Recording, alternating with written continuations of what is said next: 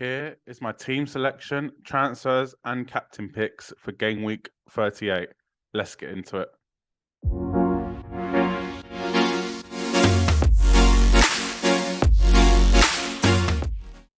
G'day, mate. Welcome back to the channel. My name's FPL Root, and welcome back to another FPL video. So in today's video, we're going to be looking at the last game week of the Premier League season, game week 38. We're going to be looking at my team, my captain picks, and my transfers. But first of all, if you haven't subscribed, please make sure you do subscribe to the channel. I will still be releasing content throughout the Premier League break until the new season. We'll be doing some fun videos, kind of general football videos with an FPL twist too. So definitely make sure you subscribe and smash a like in this video too. First off, we'll start off with my game week 37 team. So obviously the game week hasn't finished yet, so we can only look at the first fixture. Kepa blanked. Luke Shaw managed to get a clean sheet and free bonus, which is great. I'm really hopeful of another clean sheet from Shaw against Chelsea at home in the second fixture of the double game week. Disappointment from Trent, a 1-pointer. Estupinan, 2 points conceded against Southampton. Disappointed in that one too, as I did fancy Brighton to keep a clean sheet, but hopefully Estupinan can do something against City. Grealish didn't play. Again, that is disappointing. So Rashford didn't play either. I'm hoping Rashford does play, as I've got Isaac first bench with only 1 point, and I'd rather Rashford play against Chelsea. If he doesn't play, I hope Grealish doesn't play, because then I can get Trippier's 9 points. Matoma and McAllister both got an assist each. Again, I did want better against Southampton at home fixture, but hopefully they can perform against City. And Fernandes ended up with 3 points too. Haaland didn't start, 1 point a captain, but Alvarez did come through with 8 points, which I'm more than happy with. In terms of rank, I'm about the same. I haven't really got a red arrow or a green arrow. I'm hoping for a green arrow. I'm hoping for a big green arrow. I'm looking to get to at least 150,000 before game week 38 in order to push on and hopefully get inside the top 100,000. But my main priority is my mini leagues. So in terms of mini leagues, there's between the top 4, there's only 7 points between first and fourth. So it's really, really tight. At the moment, I am second, 1 point behind first. 2 of us have captained Fernandes, 2 of us have captained Haaland. So hopefully Haaland does the business for me. And top place doesn't have many Brighton players. So I need Brighton and Haaland to do the business. But anyway, let's get into my game week 38 team. So for the last game week of the season, this is my team as it is. I will be making transfers though, and we'll talk about that later on in the video. But I don't think I'll be making a goalkeeper transfer, so I'll probably play Kepa with Newcastle at home rather than David Raya with Man City at home. Newcastle are secured top 4 now, so who knows, they could rotate the squad a little bit. They could kind of take their foot off the gas, but Chelsea are awful. Having said that, Kepa can keep save points, can keep clean sheets at times too, so I'd much rather my goalkeeper play Newcastle than Man City. In terms of defence, Luke Shaw's are pretty much a guaranteed in my team.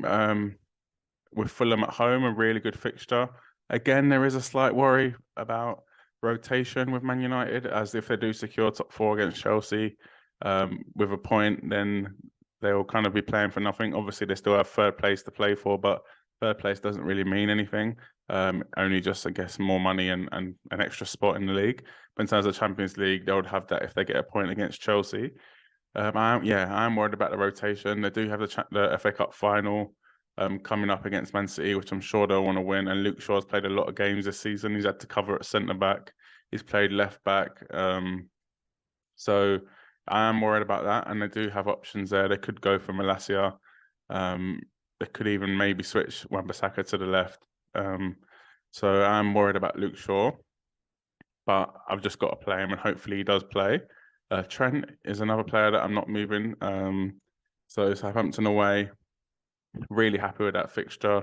I know Liverpool are not looking like they're going to get top 4 now, so they might not have anything to play for.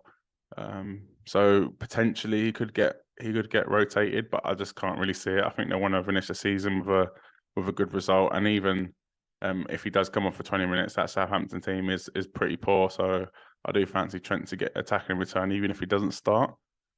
I've gone for Trippier over Estupinan. I do fancy Villa to win that game. So Villa Brighton. So that's why I've gone for Trippier. In terms of Chelsea, I can't really see them scoring many goals, to be honest. So I think Newcastle are good value for a clean sheet, and we know Trippier can get them attacking returns. Again, maybe a rotation risk, but I feel like with one game left, there's got no FA Cup finals, anything cup finals. So I can't see why they wouldn't play their strongest team against Chelsea and try and finish third. Midfield. Um, so the players I'm definitely going to be playing are Rashford and Fernandes. Fulham at home is a brilliant fixture. Again, we could be worried about rotation, but you're going to hear that a lot in this video. We'll only know if we do get team leaks. So definitely follow me on Twitter for that, as I will be retweeting any leaks. Really good fixture, Fulham at home. Fulham are probably on the beach, but they've been playing pretty well recently. Mitrovic could want to get some revenge, as he did get banned against Man United. That's how he got his 8-game ban for pushing the ref. And maybe he want to get some revenge, but I fancy United to keep a clean sheet and score a couple goals at home against Fulham. So here comes the kind of difficult part of the team. So the two Brighton boys, McAllister and Matoma, and Jack Grealish. So it's likely McAllister will be benched at least in this team. So I've got him starting at the moment, but we'll talk about transfers later on. I do think Villa is a tough game. Villa are on form at the moment. Brighton have secured European football. I know they'll want to make that into Europa League, definitely, but they can do that against City before the weekend. So we'll have to wait and see about that one. I can definitely see both of them starting if they still need to get a win for European football. But I don't think Villa is an easy game, and for me, I wouldn't want to play both of my Brighton assets. So my transfers, which I'll talk about later on in this video, are going to show why I'll be making certain transfers so that I don't have to play both Brighton players. Jack Grealish is a tough one. Brentford away, not an easy fixture. Could get rested. They have 2 cup finals coming up. I think it all depends on the midweek game against Chelsea. I can't see Grealish starting Chelsea and Brentford. So if he does start Chelsea, I'm pretty confident he will be rested against Brentford. I know Pep likes to kind of keep players in a rhythm almost, but I don't think there's any need to risk Grealish for that Brentford away game. If he plays against Chelsea, he plays against Man United, then obviously they've got the Champions League against Inter Milan. I think that's enough for them to be in a rhythm and get into a rhythm. And Grealish is one of his most important players at the moment, so I'm worried about Jack Grealish. The other 2 City boys, I'm not too worried about. So Haaland and Alvarez. So the luxury of having both of these players is you're almost guaranteed that one's going to start. So yeah, really hopeful that both start. But obviously, if one starts, then I've got, at least I've got one. I think Haaland will start. I think I think Haaland will want to try and get his goal record, and even if he comes off after half time or comes off after 60 minutes, I can see Haaland playing in this game. Alvarez, I can see him playing it too, whether that means De Bruyne's getting a rest, whether that means he's playing on the wings, maybe even playing on the left or the right, or even playing up front with Haaland. So I think Alvarez is a really good option for this week. In terms of captaincy, I'm not too sure Haaland is the best option, but again, we'll have to wait for the team news. I'm kind of like a broken record in this video, but the team news is going to be important. If Haaland is benched, then there's a potential move to Harry Kane. There's a potential move to Jamie Vardy. Literally we can go to anyone, obviously, from Haaland, downgrade and upgrade Grealish to Salah. There's many moves. If Haaland doesn't start, then I do like one of the United boys, Rashford or Fernandes. I think Fernandes has got them penalties and he's probably a bit more nailed. If Rashford is coming back from injury, they'll definitely want him fit for the FA Cup final. And I feel like Fernandes doesn't really miss many games, so I'm sure he will be playing in that one. We'll move on to my potential transfers. So we're going to be doing this live.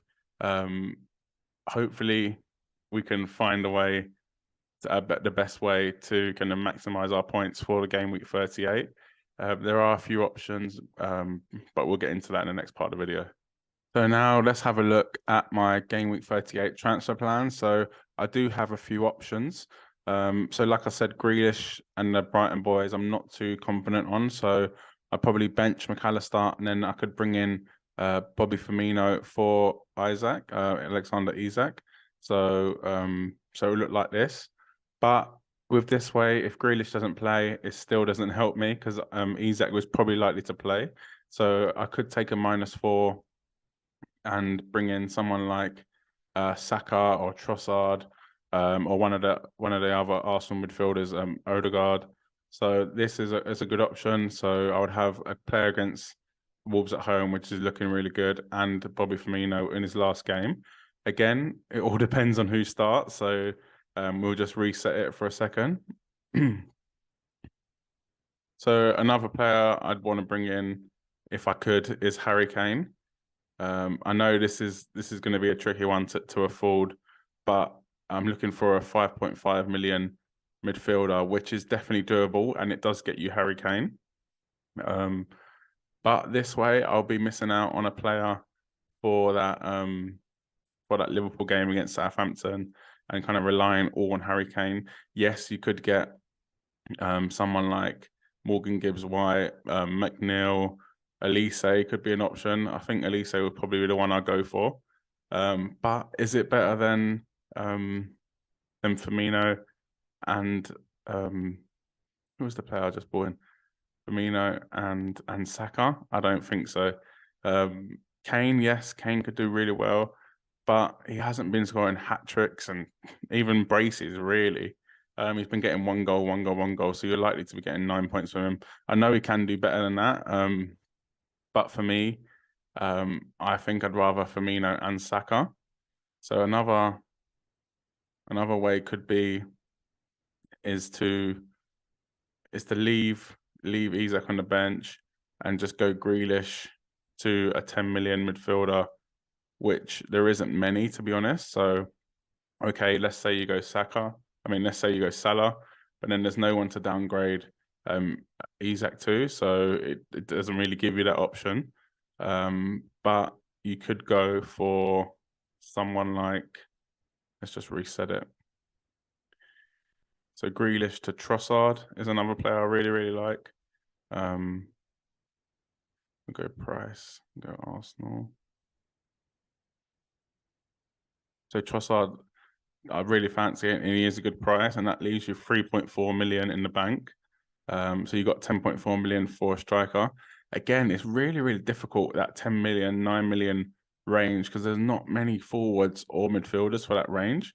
Obviously, price doesn't matter. Like, you can get anyone you want. But again, you could go Firmino. You could go Jamie Vardy as a massive, massive punt. So West Ham at home, Leicester are fighting for their lives. I have put him in my transfer tips video. So it's definitely an option to get Vardy. But I feel like you'd want to try and find that 2.3 million, try and get Harry Kane, and kind of have one big, big hitter, especially if Haaland is not starting, then at least you've got Kane captain. It is a shame I can't get Salah unless I take a -8. I just don't think that's worth it. In terms of not taking a -4, I could just do Isak. So we go Isak to Bobby Firmino. You could go Vardy, Darwin, Jota, Richarlison, but I'd probably prefer Firmino. Last game, Liverpool he's want to go out with a bang. And then if Grealish is not playing, I think I'd rather get a Saka or a Trossard over someone like McAllister, to be honest. Son is another option, but obviously you couldn't go Firmino. You'd have to go someone a bit cheaper, 5.4 million. For me, I don't think it's worth it. I'd rather have Elise and Kane than Son and a 5.4. Who would be the best option? So you couldn't even get Solanke. So you're really struggling at 5.4 million to get anyone. So you could get Enciso, but I got free Brighton, so that doesn't help. Someone like Ferguson, but again, I just don't fancy Brighton like that against Villa, to be honest. I think Villa are probably going to win that game. We'll reset it again. So for me, I do think the only option is Harry Kane and Grealish to Elise or someone around that mark. I could go Gibbs White, but again, Forest away from home, not for me. I could go McNeil, Bournemouth at home, Everton fighting for their lives, but I just don't think they'll score enough. I know they battered Brighton, but I just don't think they'll score enough, to be honest. Jacob Ramsey is an option against against Brighton at home, but for me, I think Elise, Forest at home, could be Roy Hodgson's last game ever as a football manager. They're at home. They've had a good season. They're scoring lots of goals. For me, Kane and Elise versus Bobby Firmino and Bukayo Saka. Let me know below what one you prefer. Vote A for Kane and Elise. Vote B for Bobby Firmino and Saka. But anyway, that was it for this video. Good luck in game week. Good luck. Hopefully you can win them mini leagues, climb up the ranks. This is the last team selection video for the season, but as I mentioned earlier on, I will be bringing out content at least once a week until the new season starts and the game launches. It will be football content with an FPL twist. Just a sneak peek, we'll be doing an FPL draft video, so definitely stay tuned for that one. And we'll be doing an end of season awards video. So keep subscribe if you haven't, like this video, and thanks for all the support this season. I really do appreciate it.